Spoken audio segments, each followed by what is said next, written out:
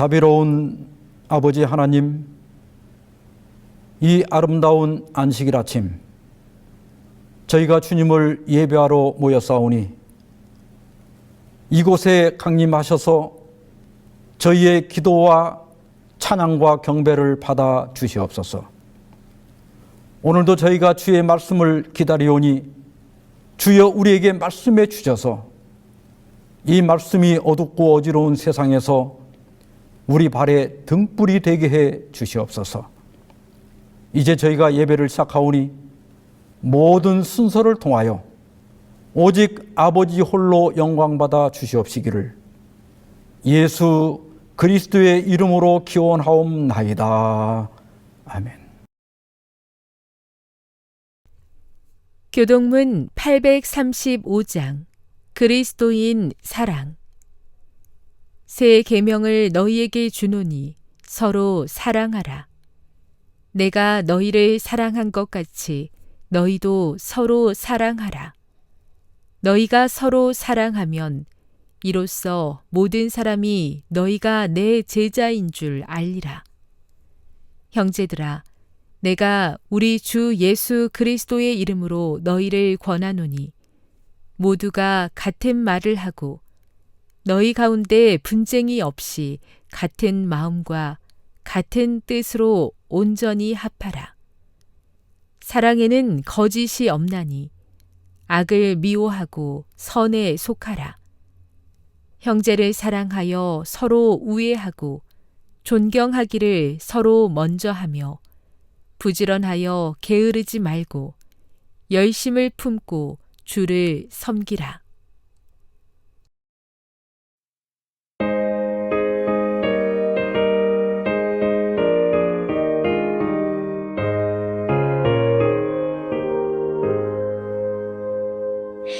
성부의 사랑 높이 찬송하세. 범죄한 자들 지리 돌보시니 천사도 함께 높이 찬송하세. 주 여호와께 성자의 자비 높이 찬송하세. 택하신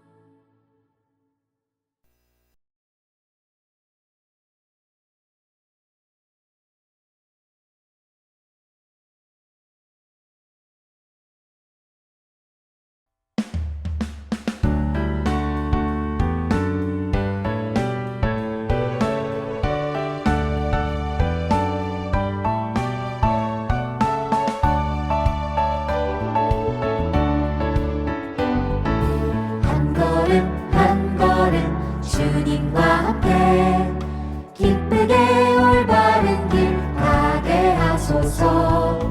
여길까 저길까 방황치 말고 담대하게 주의 길 가게 하소서.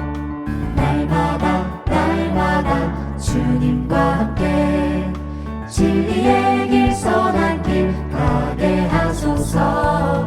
세상의 유혹을 떨쳐버리고 믿음으로 주의 길 가게 하소서. 전도를 하고 성공을 하고 찬양도 받고 유하다 해도 주 예수 그리스도와 믿음 없으면 모두 다 헛된 것이라. 창조주 하나님 나의 구주 영원히 다스릴 왕.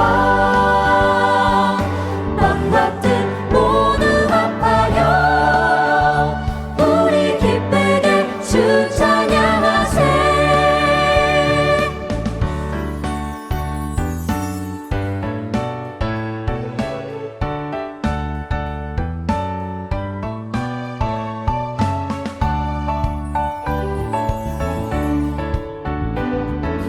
한 걸음 한 걸음 주님과 함께 기쁘게 올바른 길 가게 하소서. 여길까 저길까 방황치 말고 담대하게 주의 길 가게 하소서. 날마다 날마다 주님과 함께 진리의 길 선한 길 가게 하소서. 세상의 유혹들 떨쳐버리고 믿음으로 주의 길 가게 하소서. 전도를 하고 성공을 하고 존경도 받고 유하다 해도 주 예수 그리스도와 믿음 없으면 모두 다 헛된 것이라. 창조주 하나님 나의 구주 영원히 다스릴 왕. 맘과 뜻 모두 합하여 우리 기쁘게 주 찬양하세. 주님의 나라와 주의 영광 이곳에 임하소서. 기쁘게 찬양하리라. 주의 나라와 영광 이곳에 우리 기쁘게 찬양하리라. 주의 나라와 영광 이곳에.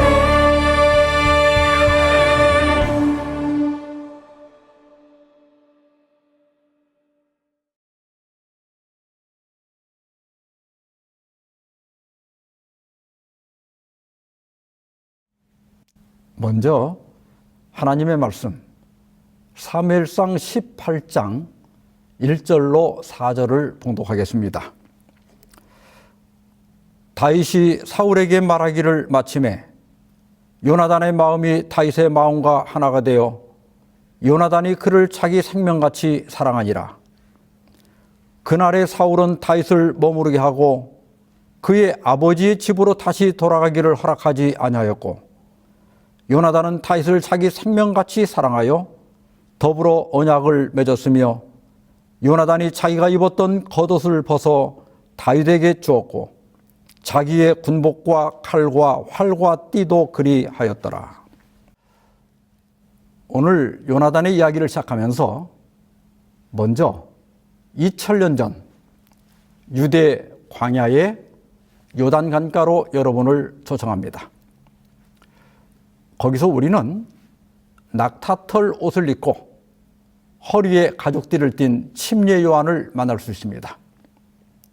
그는 회개하라, 천국이 가까이 왔느니라고 외치며 수많은 사람들에게 침례를 베풀었습니다.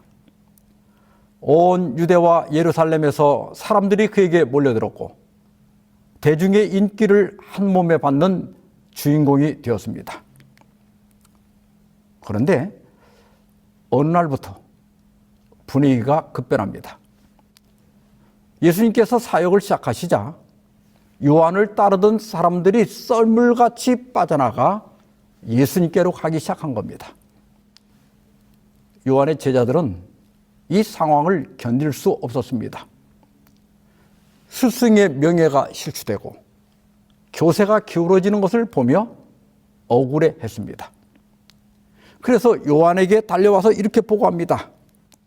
랍비여, 선생님과 함께 요단강 저편에 있더니 곧 선생님이 증언하시던 이가 침례를 베풀매 사람들이 다 그에게로 가더이다. 보통 사람이라면 어떻게 할까요? 아마 시기 질투로 배가 많이 아팠을 겁니다. 그러나 침례 요한은 인류 역사상 가장 아름답고 가장 위대한 대답을 합니다. 신부를 취하는 자는 신랑이나 서서 신랑의 음성을 듣는 친구가 크게 기뻐하나니 나는 이러한 기쁨으로 충만하였노라. 그는 흥하여야 하겠고 나는 쇠하여야 하리라. 그는 반드시 번영해야 하겠고 나는 반드시 쇠퇴해야 하리라. 이 고백은 패배자의 탄식이 아닙니다. 이것은 자신의 사명을 정확히 알고 있는 요한의 기쁨의 찬가입니다. 요한은 자신이 주인공인 신랑이 아니라 신랑을 빛나게 하는 친구임을 잘 알고 있었습니다. 또한 자신이 나설 때와 물러날 때를 정확히 알고 있었습니다. 이제는 자기 시대가 저물고 예수님의 시대가 와야 하는 겁니다. 그래서 요한은 기꺼이 자기 자리를 양보하고 조용히 물러가려 한 겁니다. 그런데 여러분, 침례 요한보다 1000년이나 앞서 신랑 친구의 영성을 온몸으로 살아낸 또 한 사람이 있습니다. 왕의 아들로 태어나 당연히 왕위를 물려받아야 하지만은 하나님이 선택하신 친구를 위해 자기 자리를 양보하고 생명을 걸고 지켜주었던 사람, 바로 요나단입니다. 엘렌 화이트는 교육 157페이지에서 이렇게 말했습니다. 자기 희생을 통해 그리스도의 고난에 동참한 자들의 기록에 구약과 신약에 각각 한 사람씩 곧 요나단과 침례 요한의 이름이 기록되어 있다. 저는 오늘 사무엘상 18장에서 20장까지를 강의하면서 어떻게 인간의 본성인 시기와 질투를 넘어 그는 흥하여야 하겠고 나는 쇠하여야 하리라는 거룩한 삶을 살 수 있는지 살펴보고자 합니다. 거인 골리앗을 쓰러뜨리고 이스라엘의 승리를 가져온 다윗은 하루아침에 영웅이 됩니다. 지금으로 말하면 10대 아이돌이 된 겁니다. 그러한 추세에 맞춰 사울은 다윗을 군대의 장으로 삼았지만 그러나 마음속 깊은 곳에서는 그를 시기 질투하며 경계하기 시작했습니다. 그러나 그 현장에 있었던 사울의 아들 요나단의 반응은 전혀 달랐습니다. 다윗이 사울에게 말하기를 마침에 요나단의 마음이 다윗의 마음과 하나가 되어 요나단이 그를 자기 생명같이 사랑하니라. 요나단은 골리앗을 죽인 다윗을 가까이서 보았습니다. 그리고 사울의 질문에 겸손하면서도 명쾌하게 대답하는 것과 특히 자신이 이룬 모든 업적에 대해 하나님께 영광을 돌리는 것을 보고 반하고 말았습니다. 믿음의 사람은 믿음의 영웅을 알아보는 법입니다. 요나단은 어떤 사람입니까? 전에 살펴본 대로 블레셋이 3만 대의 병거와 6천 명의 마병과 해변에 모래같이 많은 군대로 믹막스에 쳐들어왔을 때 이스라엘 군사들은 두려워서 다 도망가고 사울 곁에는 불과 600명 정도밖에 남지 않았습니다. 이 절체절명의 때에 요나단이 무슨 일을 벌입니까? 요나단이 자기의 무기를 든 소년에게 이르되 우리가 이 할례 받지 않은 자들에게로 건너가자. 여호와께서 우리를 위하여 일하실까 하노라.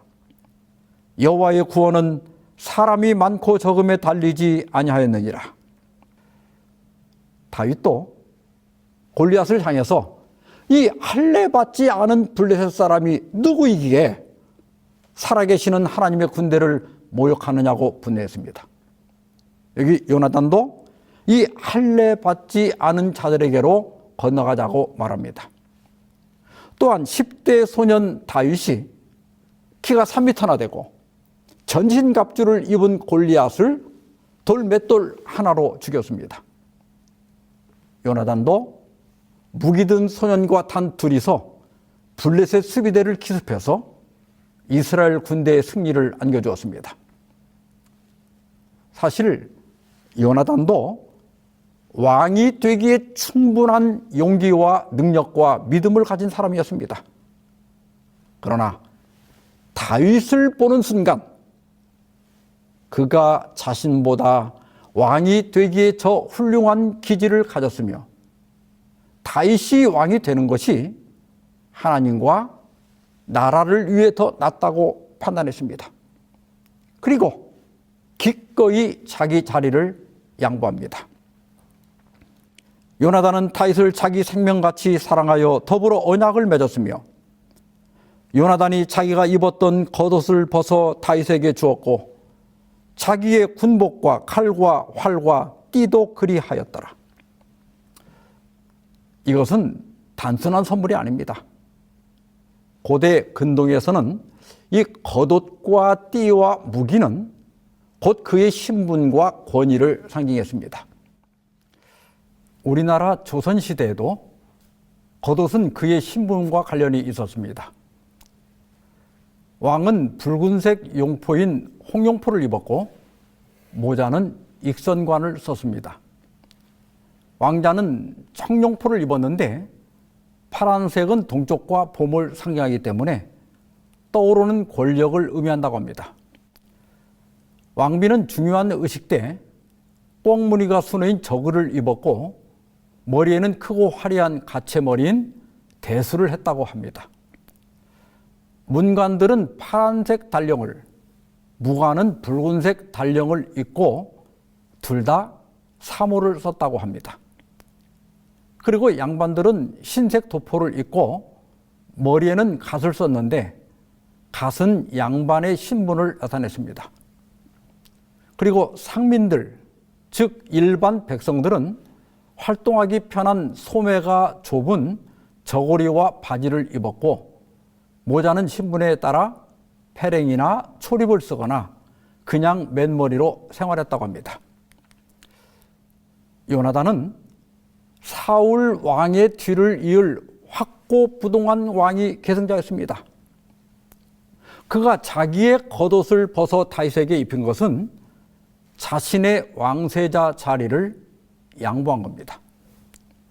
또한 칼과 활과 허리띠를 준 것은 당시 용사들 간의 상호 우정이나 혈맹 관계를 돈독히 하는 풍습이었다고 합니다. 요나단의 이러한 행위는 너는 흥하여야 하겠고 나는 쇠하여야 하리라는 정치적이고도 영적인 선언이었습니다. 여러분, 이것은 결코 쉬운 일이 아닙니다. 또한 아무나 할 수 있는 일도 아닙니다. 교육 157페이지입니다. 요나단은 태생적으로 왕위 계승자였으나 하나님의 뜻에 의해 자기가 제쳐진 것을 알고 자기의 경쟁자에게 가장 친절하고 신실한 친구가 되어 자기 생명의 위험을 무릅쓰고 다윗의 생명을 보호하였다. 요나단의 이름은 하늘에 소중히 간직되어 있으며 땅에서는 이타적인 사랑의 존재와 능력에 대한 증인으로 서 있다. 가끔 부모는 참 성질이 고약하고 못됐는데 그의 자녀는 이루 말할 수 없이 착할 때가 있습니다. 참 신기하다는 생각을 합니다만 요나단도 그렇습니다. 아버지 사울은 다윗에 대한 시기 질투로 점점 미쳐가는데 그의 아들 요나단은 어찌 그리 선한지 모르겠습니다. 요나단의 이런 이타적이고 자기 희생적인 모습은 먼 훗날 침례 요한에게서 다시 나타나고 더 나아가 예수님에게서 꽃을 피우게 됩니다. 빌립보서 2장 6절로 8절입니다. 그는 근본 하나님의 본체시나 하나님과 동등됨을 취할 것으로 여기지 아니하시고 오히려 자기를 비워 종의 형체를 가지사 사람들과 같이 되셨고 사람의 모양으로 나타나사 자기를 낮추시고 죽기까지 복종하셨으니 곧 십자가에 죽으심이라. 예수님은 본래 하나님이셨지만 자기를 비우시고 성육신 하셨습니다. 뿐만 아니라 십자가의 희생으로 그를 믿는 자들에게 자신의 의의 옷을 입히시고 의롭다 칭하십니다. 이러한 예수님의 구속적 사랑이 요나단에게 나타났고 또한 침례 요한에게 나타난 겁니다. 그리고 오늘날에도 구원받고 거듭난 사람, 성령의 사람들에게서 똑같이 나타나는 겁니다. 가끔 직분 하나 때문에 목사를 원망하고 내 자리를 차지한 후임자에게 분노하고 미워하는 분들이 있습니다. 직분을 맡아 하나님의 사역에 봉사하고 싶어하는 그 마음은 참 대견합니다. 또 지방에서는 70, 80대가 되어도 직분을 맡지 않을 수 없는 교회가 많습니다. 그런 교회에서 수고하시는 나이 드신 장로님들이나 집사님들을 보면 정말 고맙고 머리가 숙여집니다.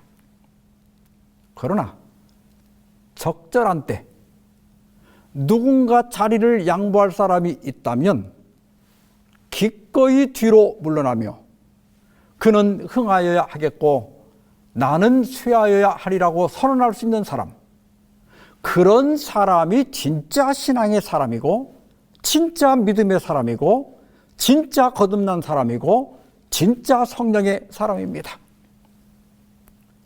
요나단처럼 때가 되면 내 겉옷과 내 무기들, 다시 말해 내 직분과 내 영향력을 다음 사람에게 기꺼이 양보할 수 있는 그리스도인이 되기 위해 기도합시다. 이렇게 아들 요나단은 그리스도의 겸손과 자기 희생적 사랑을 나타내고 있는데 그 아버지 사울은 상황이 점점 더 악화됩니다. 사울이 그의 아들 요나단과 그의 모든 신하에게 다윗을 죽이라고 말하였더니 사울의 아들 요나단이 다윗을 심히 좋아하므로 그가 다윗에게 이르되 내 아버지 사울이 너를 죽이기를 꾀하시느니라. 그러므로 이제 청하노니 아침에 조심하여 은밀한 곳에 숨어 있으라. 하나님의 성령이 떠나고 악령에 사로잡힌 사울은 이제 내면의 시기 질투를 넘어 공개적인 살해 명령을 내립니다. 다윗이 잘못한 것이 전혀 없지만 그럴수록 사울은 다윗에게 분노하고 미워하는 겁니다. 그러나 이 명령은 사울의 왕권이 얼마나 취약한지를 역설적으로 보여주고 있습니다. 왜냐하면 그의 명령을 수행해야 할 핵심 인물인 요나단이 오히려 다윗을 보호하고 있기 때문입니다. 요나단은 침묵하지 않았습니다. 그는 아버지 사울과 친구 다윗 사이에서 화해자요 중보자로 나섭니다. 요나단이 그의 아버지 사울에게 다윗을 칭찬하여 이르되 원하건대 왕은 신하 다윗에게 범죄하지 마옵소서. 그는 왕께 득죄하지 아니하였고 그가 왕께 행한 일은 심히 선함이니이다. 그가 자기 생명을 아끼지 아니하고 블레셋 사람을 죽였고 여호와께서는 온 이스라엘을 위하여 큰 구원을 이루셨으므로 왕이 이를 보고 기뻐하셨거늘 어찌 까닭없이 다윗을 죽여 무지한 피를 흘려 범죄하려 하시나이까. 요나단은 아버지의 증오가 얼마나 무서운지 알고 있었습니다. 잘못하면 자기도 죽임을 당할 수 있었어요. 그러나 그는 진실을 말합니다. 그리고 모든 일들이 하나님의 역사임을 지적하며 다윗을 죽이는 것은 곧 하나님을 대적하는 것이라는 암시를 합니다. 오늘날 우리에게도 이런 용기가 필요합니다. 공동체 안에서 누군가 억울한 누명을 쓰거나 연약한 사람이 부당한 핍박을 받을 때 요나단처럼 그들의 변호자가 되고 보호자가 되어 주어야 합니다. 사울이 요나단의 말을 듣고 맹세하되 여호와께서 살아계심을 두고 맹세하거니와 그가 죽임을 당하지 아니하리라. 완악한 사울도 요나단의 간절하고 합리적인 설명에 고개를 숙일 수밖에 없었습니다. 그래서 다윗을 죽이지 않겠다고 하나님의 이름을 걸고 맹세까지 합니다. 그러나 사울의 맹세는 오래가지 않았습니다. 다시 블레셋과의 전쟁이 벌어지고 다윗이 큰 승리를 거두고 돌아오자 사울의 시기심은 다시 폭발합니다. 사울이 손에 단창을 가지고 그의 집에 앉았을 때 여호와께서 부리시는 악령이 사울에게 접하였으므로 다윗이 손으로 수금을 탈 때 사울이 단창으로 다윗을 벽에 박으려 하였으나 그는 사울의 앞을 피하고 사울의 창은 벽에 박힌지라 다윗이 그 밤에 도피하매. 전에는 다윗의 수금 연주를 들으면 사울의 발작이 진정되었으나 이제는 효과가 없었습니다. 사울이 단창을 던졌지만 하나님의 은혜로 피할 수 있었습니다. 이것이 성령이 떠난 사람의 모습입니다. 다윗이 집으로 도망하자 이 정신이 나간 사울은 딸네 집으로 부하를 보내어 다윗을 죽이라고 합니다. 그러나 딸도 아버지 편이 아니었습니다. 미갈은 다윗을 창문으로 달아내려 도망하게 했습니다.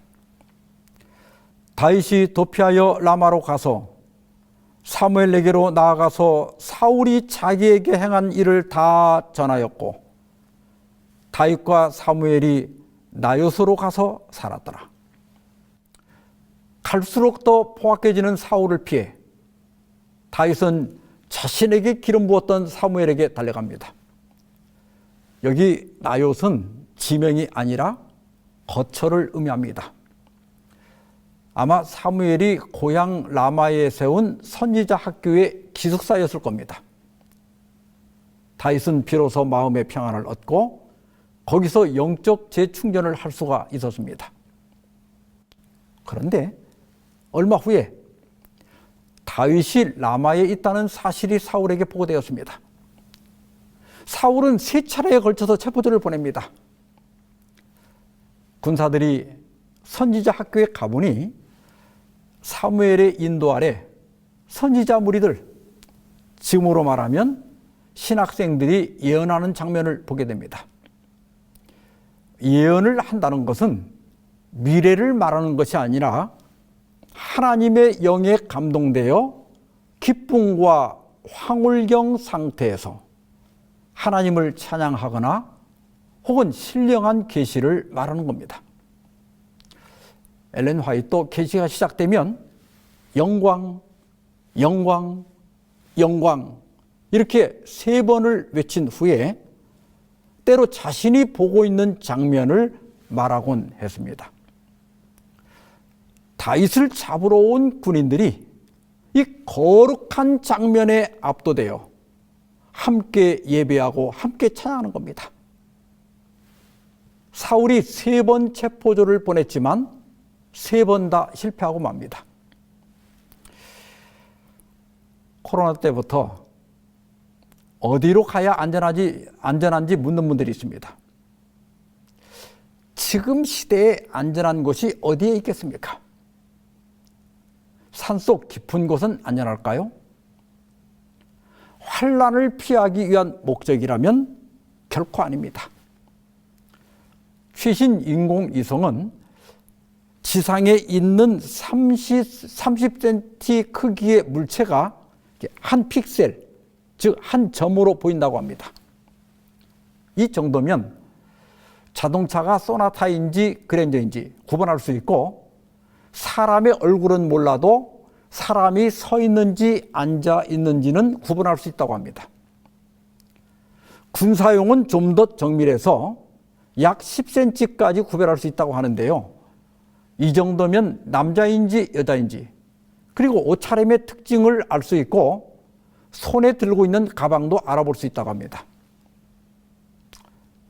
마지막 때 가장 안전한 곳은 하나님의 품입니다. 다윗처럼 하나님께 사랑받는 신자가 되는 겁니다. 하나님을 전적으로 믿고 신뢰하고 순종하는 겁니다. 그래서 하나님이 너무 사랑하고 너무 아끼는 그리스도인이 되는 것이 가장 안전한 겁니다. 하나님께로부터 나신 자, 곧 그리스도께서 그를 지키심에 악한 자가 그를 만지지도 못하느니라. 체포조를 3번 보내도 안 되자 이제 사울이 직접 다윗을 잡으러 갑니다. 사울이 라마 나요스로 가니라. 하나님의 영이 그에게도 임하시니 그가 라마 나요스에 이르기까지 걸어가며 예언하였으며 그가 또 그의 옷을 벗고 사무엘 앞에서 예언을 하며 하루 밤낮을 벗은 몸으로 누웠더라. 그러므로 속담에 이르기를 사울도 선지자 중에 있느냐 하니라. 사울은 작심하고 갔지만 성령께서 그에게 임하자 그의 분노는 가라앉고 오히려 거룩한 찬미를 부르며 선지자 학교로 갑니다. 그리고 사무엘 앞에서 옷을 벗어던지고 함께 찬양하며 꼬박 하루를 누워있는 겁니다. 요세푸스는 유대 고대사에서 이렇게 말했습니다. 그는 정신적으로 혼란에 빠졌으며 영적으로 심하게 불안정했다. 그래서 사무엘과 다윗이 있는 자리에서 옷을 벗어던지고 넘어지더니 밤낮으로 꼬박 하루를 땅바닥에 누워 있었다. 사울이 겉옷을 벗었다는 것은 왕적 권위와 위엄을 박탈당한 것을 의미합니다. 그는 왕으로서 다윗을 잡으러 왔지만 이제 신학생들과 별 다를 바가 없는 평범한 사람으로 돌아갔습니다. 아무리 큰 권세를 가진 사람도 하나님 앞에서는 아무것도 아닙니다. 사울도 선지자 중에 있느냐라는 속담은 그 악한 사울도 신학생이 되었느냐는 조롱입니다. 이것은 아무리 강한 자라도 하나님께서 제압할 수 있다는 것을 보여줍니다. 또한 영적 체험 자체가 구원의 증거가 아니라는 것을 경고하고 있습니다. 진리와 그리스도의 피가 우리를 구원하는 것이지 방언이나 기적적인 치료나 어떤 영적 경험이 우리를 구원하는 것이 아닙니다. 다윗이 라마 나윗에서 도망하여 요나단에게 이르되 내가 무엇을 하였으며 내 죄악이 무엇이며 내 아버지 앞에서 내 죄가 무엇이기에 그가 내 생명을 찾느냐. 사울이 라마 선지자 학교에 머물러 있는 동안 다윗은 요나단과 상의하기 위해서 기부하러 갔습니다. 그리고 요나단을 만나 묻습니다. 도대체 내가 무슨 잘못을 했기에 내 아버지가 나를 죽이려고 하느냐. 그러면서 자신의 절박한 상황을 이야기합니다.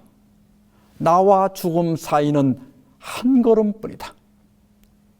언제 죽을지 모르는 상황이란 거죠. 요나단은 내가 원하는 것은 무엇이든 말해보라고 합니다. 다윗은 월삭 식사 자리를 이용해서 사울의 본심을 알아보자고 제안합니다. 당시 매월 초 하루인 월삭은 한 달의 시작을 하나님께 드리는 헌신의 시간이었고, 특히 사울에게는 충성심을 확인하고 정치적 결속을 다지는 자리였습니다. 다윗은 베들레헴에서 가족 제사를 드린다는 핑계로 불참하겠다고 제안합니다. 그리고 만약 사울이 별말을 안 하면 안전한 것으로, 화를 내면 죽이기로 결심한 것으로 간주하기로 합니다. 그리고 들로 나가 둘이 언약을 맺습니다. 여호와께서 너 다윗의 대적들을 지면에서 다 끊어버리실 때에도 너는 내 인자함을 내 집에서 영원히 끊어버리지 말라 하고, 이에 요나단이 다윗의 집과 언약하기를 여호와께서는 다윗의 대적들을 치실지어다 하니라. 요나단은 하나님께서 자기가 받아야 할 왕위를 다윗에게 주실 것을 인정하고 받아들입니다. 그리고 내가 너를 도울 테니 너도 왕이 된 후에 내 집의 안전을 보장해 달라고 요청합니다. 이것은 고대 왕권 교체기에 전임 왕조를 몰살하는 관례를 피하기 위한 겁니다. 훗날 다윗은 요나단의 아들에게 이 언약을 지킵니다. 요나단은 사울 후에 에셀 바위에서 만나 아버지의 본심을 알려주기로 합니다. 이튿날 곧 그 달의 둘째 날에도 다윗의 자리가 여전히 비었으므로 사울이 그의 아들 요나단에게 묻되 이새의 아들이 어찌하여 어제와 오늘 식사에 나오지 아니하느냐 하니, 다윗이 연 이틀 월삭 식사에 나오지 않자 사울은 요나단에게 물었습니다. 요나단은 다윗이 가족 제사에 다녀온다고 해서 자신이 보냈다고 하자 사울은 아들에게 아주 쌍욕을 합니다. 그러면서 네가 다윗과 한패인 걸 내가 모를 줄 아느냐? 그놈이 살아있는 한 너와 네 나라가 온전하지 못할 것이다. 그는 반드시 죽어야 한다고 외쳤습니다. 요나단이 그의 아버지 사울에게 대답하여 이르되 그가 죽을 일이 무엇이니까? 무엇을 행하였나이까? 사울이 요나단에게 단창을 던져 죽이려 한지라. 요나단이 그의 아버지가 다윗을 죽이기로 결심한 줄 알고, 다윗에 대한 증오로 정신이 나간 사울은 자기 아들마저 죽이려고 하는 겁니다. 사울의 생각을 파악한 요나단은 식사 자리를 떠나 활쏘기 연습을 하는 것처럼 위장해서 에셀바위로 갑니다. 요나단은 사전에 다윗과 이렇게 암호를 정했습니다. 내가 화살을 쏜 다음에 그 화살 줍는 아이에게 화살이 내 뒤에 있다 이렇게 외치면 너는 안전하니 돌아오고, 화살이 내 앞에 있다 외치면 도망가라고 했습니다. 그래서 요나단은 화살이 내 앞에 있다고 외쳤습니다. 아이가 가매 다윗이 곧 바위 남쪽에서 일어나서 땅에 엎드려 3번 절한 후에 서로 입 맞추고 같이 울되 다윗이 더욱 심하더니 요나단이 다윗에게 이르되 평안히 가라. 우리 두 사람이 여호와의 이름으로 맹세하여 이르기를 여호와께서 영원히 나와 너 사이에 계시고 내 자손과 내 자손 사이에 계시리라 하였느니라 하니 다윗은 일어나 떠나고 요나단은 성읍으로 돌아가니라. 다윗이 절한 것은 자신을 도와준 은혜에 감사를 표한 겁니다. 그리고 더 심하게 운 것은 20대 초반의 나이에 왕궁과 거기서 누리던 지위, 그리고 가족과 친구들을 떠나 광야에서 혼자 살아가야 하기 때문입니다. 에셀은 분리 혹은 출발이라는 뜻입니다. 이곳에서 다윗은 왕궁에서 분리되어 광야 생활을 시작하고 요나단은 왕궁으로 돌아가 서로 다른 길을 가게 됩니다. 요나단은 자신의 왕권을 포기하고 친구를 위해 목숨을 건 사랑을 보여줌으로써 훗날 오실 참된 왕 예수 그리스도의 그림자가 되었습니다. 오늘 우리에게도 이런 자아희생적 사랑이 필요합니다. 그는 흥하여야 하겠고 나는 쇠하여야 하리라. 우리 가정과 우리 교회와 사회에서 우리 한 사람 한 사람이 또 하나의 요나단으로 살아가게 되길 바라면서 오늘 말씀을 마치겠습니다. 기도합시다. 자비하신 하나님 아버지, 우리는 늘 내가 흥하고 싶어 했습니다. 내 이름이 나기를 원했고 내 자리를 지키려 애썼습니다. 주님, 이제는 주님이 내 안에 흥하기를 원합니다. 내 자아는 십자가 뒤로 감추어 주시고 오직 주님의 영광만을 위해 살게 해 주시옵소서.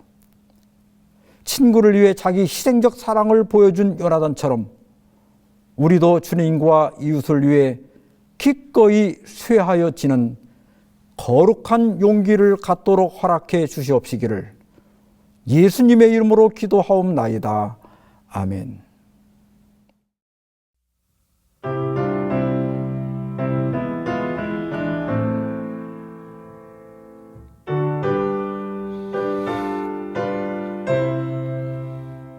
세상 모든 죄악에 빠져 죽을 수밖에 없는 이 죄인, 주님 나를 사랑하시어 새 삶을 얻게 하셨네. 주님 그 사랑 너무 커. 나 다른 이에게 작은 사랑 나누었으나 주님 내게 더 큰 사랑 베풀어 주셨네. 주의 사랑을 나누는 우리는 한 형제, 주의 사랑을 전하는 우리는 한 형제. 세상 모든 사람들에게 사랑을 나누게 하소서.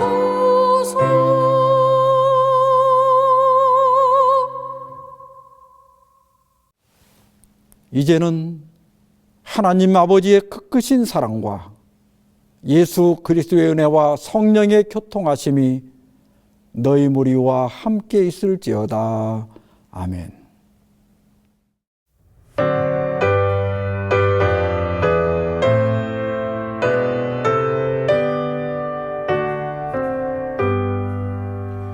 내 주님 오시리 확실히 오시리 내가 공중에서 주를 만나겠네